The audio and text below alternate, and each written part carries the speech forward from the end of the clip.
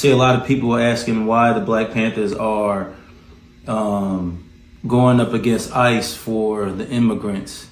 Well, I want to tell you something. The Black Panther Party for Self-Defense, the one that Huey Newton started with Bobby Seale, is an internationalist organization that stands as allies with oppressed people no matter what their ethnic background is, no matter what their cultural background is. Unarmed woman was killed by ICE. If you think you're about to come and brutalize the people while we're standing here, around and find out. I don't know how many times I have to tell you this, people. Marxism is the root of our problems. Hey, what's up, everybody? Yoshi the Oreo here. So, on popular demand of only 2 votes, democracy, I decided to do a quick little video on Mr. Temu Panther here. I guess this is also going to be another video of me explaining as to why I do not prescribe to Marxism in any way, shape, or form. Because the events surrounding this whole issue with Mr. Temu Panther here is exactly why I do not prescribe to this crap. So before we dive into the video any further, hit that like button, hit the subscribe button, and let's get to it. So first and foremost, let's go over the events that we know of Temu Panther, also known as Paul Birdsong. A hip-hop artist, and failed one at that, is known and identifies as an American activist. It's always the light-skinned cats, I swear. Now, I'm not going to get into a debate on whether or not this guy is legitimate, but let's be real here. If you honestly are representing these 2 colors of known gangs under the same uniform, that's a good way of getting your ass kicked. But during the research of this video, apparently Mr. Birdsong here has affiliations with the Bloods, which explains why people haven't kicked his ass, which should tell you how activism and criminal activity go hand in hand. So in recent events, Mr. Birdsong has taken to the streets with weapon in hand to stand against ICE in the midst of deporting illegal immigrants who searched the border through Biden's open border policies, which is questionable because the party was met with criticisms from various people claiming him to be fake on the basis of these illegals are here to replace the black vote and to push black people further back in the line in terms of policies, which I agree. Hell, the Democrats are already claiming Trump is attempting voter intimidation through his acts of deportation, which is just another form of admission that these people are here solely to put Democrats back in power. Then once that is achieved, they'll do the same thing, if not worse, because, you know, they're the good guys. Did it, Patrick! We saved the city! Now, just because I disagree with Paul here doesn't mean I align with other people who also disagree, because, well, I reject the party as a whole. Yes, it did some good things here and there, but I'm afraid I'm going to have to treat you guys just like how I treat white nationalists. The good don't justify the bad. And while I do believe in second chances, after doing some research on Temu Panther, I don't trust this guy purely from the words of his own mouth. And you do the revolutionary stuff as a Blood. I tried to, but my OGs, the people who had say-so over what I did and didn't do, didn't like it. They didn't want me to do that. It contradicted what they was trying to push, right? It contradicted drugs. It contradicted sex trafficking. It contradicted armed robbery and all of that other stuff that we get into when we in the streets. It contradicted all of that. So you couldn't be both a gangster and a revolutionary. It just ain't possible. You can't revolutionize the hood, the street politics. So I had to do something different in order for me to be revolutionary. And I made that step. Any person who attempts to do good in a cesspool of degeneracy is clearly not coming from a position of trying to clean up. He's trying to garner the same mental defense force that the original Black Panther Party had. You can bring up why banding under socialism is a horrible idea, but because the party fed children and did good things, it didn't matter. Despite the fact Huey was planning to do the exact same thing, if not worse, than what Paul is doing. But I'll get into that later. As of right now, there's a war between traditional socialists and progressive socialists, fighting over the trademark that represents black unity. Oh, the irony. At this moment, Maisha Newton, the alleged niece of Huey Newton, and Rico Dukes, the alleged son of Huey, are currently duking it out on legal disputes on Paul Birdsong using the Black Panther name. Maisha being against it and Rico being for it and giving his blessings to the new party. and founder of They Fear Truth Political Party, national political party in the United States, and I'm also the biological son of Dr. Huey P. Newton. The probate cases in Alameda County Superior Court right now as we speak for me to get all my proceeds, all my rights, and all that right there. So y'all already know who I am. I tell y'all, I personally cleared his chapter. The Philadelphia called. I had been watching him for a few months. Then I finally called him and spoke to him to give him my blessings and his respect for opening the Philadelphia chapter and standing like the Panthers originally supposed to stand, how the Panthers supposed to stand, how they stood in 1966.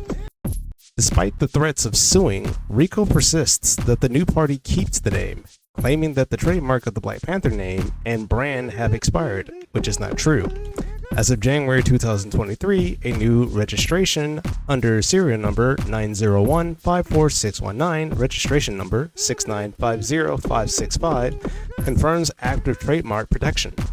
However, Maisha is also shooting blanks as well. While being the niece of Huey P. Newton, it doesn't give her the ability to sue Paul for using the name, since the name is under Frederica Newton. If anyone has a right to speak on this, it would be her. So when it comes to these two, take it with a grain of salt.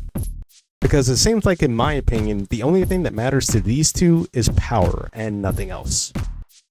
While traditionalists of the party believed it stood only for black people, others believed that wasn't the case and the movement was for all oppressed demographics. The roots of the party was founded in 1966 by Huey Newton and Bobby Seale, inspired by Malcolm X, which is antithetical in terms of philosophy. An all-black group of revolutionaries inspired by a man who was inspired by a religion that views black people are worth less than the slave Arab is now at war with a man who was inspired by the same man who picked up Marxist-Leninism in 1968 and is now leading the charge for Democrats to replace black vote with illegals. It only took 2 years for the party to evolve from a black-focused revolution to a Marxist-Leninist framework. It emphasized class struggle, global anti-imperialism, and solidarity with international movements, as opposed to the traditional armed self-defense, black empowerment, and resistance to police brutality of African American communities. These are two odds against each other. If anything, this illustration proves my case. So let me explain with a simple time chart. What you see here is an illustration of the Black Panthers' timeline of events that shows why both sides don't align. Imagine the blue line is the flow of time, like a river. Now, in this first bump in the river is when things started kicking off with the party in 1966. Then, as it curves around the tree, which will represent the individual's blind spot in knowing their history, is a second bump, which is where Mr. Newton took up Marxist-Leninism and Maoism and wanted to teach this to all of his members. And if you're quite familiar with Marxism, Huey was destined to do exactly the same thing Mr. Temu Panther is doing. He is adopting the oppressed versus oppressor lens of internationalism, believing that all people who are oppressed are non-brown, women, LGBTQ, and other identifiers that do not fall into the category of oppressor, white, straight, males, or anything white adjacent, or anything that falls into the category of capitalism. Because much like this illustration depicts, if you're not with them, you're against them, meaning they're justified in doing whatever the hell they want with you if you don't prescribe to the Marxist viewpoint. Even by 1966 standards, Huey was a socialist. His 10 goals of the Black Panther Party proves that. Instead of demanding full employment for your people, why not instead gain capital to actually create some type of business to where you create jobs? That way you can hire the people that you want and give the people you want the opportunities to shape themselves under your employment.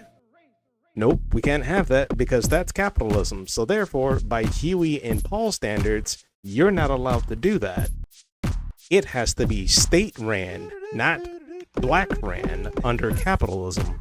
That they are not anti-white, they're just anti-wrong. So by the left standards of politics today, that would make these people the race traders. That would make Paul the race trader, but they're dancing amongst one another.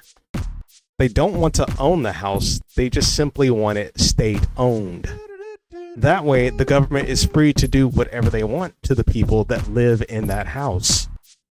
The education that Huey's was advocating for is the same education that we're facing today within critical race theory within the schools, practicing Marxist praxis and corrupting the future generation of our children, stripping them of their ability to think critically, only to be a part of society waiting for people to feed them commands. Claiming to want to stop the murder of black people when the culture that these people adopt continue to kill us day by day, continues to this day, has a higher death rate than police brutality. And while you may be black and you do have history and family in this country, to Huey and even to Paul, you're just a coon that needs to be disposed of. This is why a rigid philosophical foundation is necessary in movements. The problem with these movements is that they always gather under racial pretenses, but racial pretenses comes with no standard of what is and isn't allowed within the movement. What kind of leader forms a group and hasn't decided on the philosophical principles that the movement should follow? An ill-prepared one. This is why I stay away from anything Marxist related, and this event proves why. Because the blacks of today are the coons of tomorrow, and the blacks of tomorrow becomes the coons in the future. It's a never-ending cycle of coonry with only one goal in mind: the demise of our race. That's it for this video today, guys. Leave a like, subscribe, and tune in for the next video. Until then, take care and be safe. God bless.